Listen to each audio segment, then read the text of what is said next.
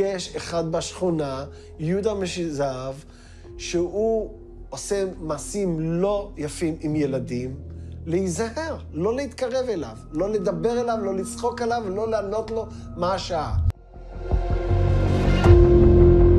אני יודע שהמשטרה תייחה תלונות של פגיעות מיניות נגד יהודה משזהב, חלק ברשלנות וחלק במזיד.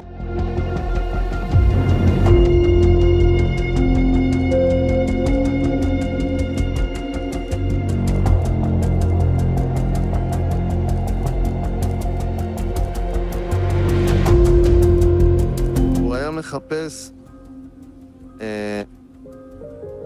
כל מיני ילדים כאלה, ממשפחות הרוסות, בשולי החברה.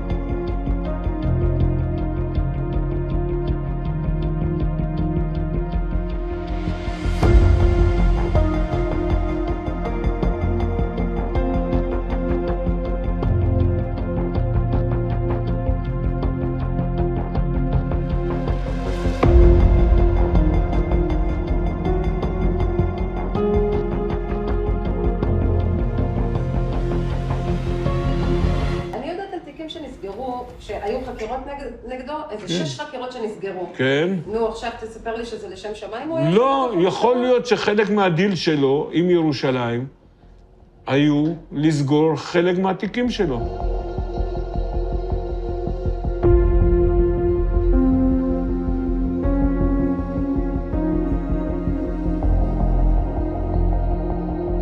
מבחינת החרדים בכלל, הצירוף של סרטים כחולים בדירה ובחורות שנכנסות ויוצאות זה תסריט שהוא מטורף.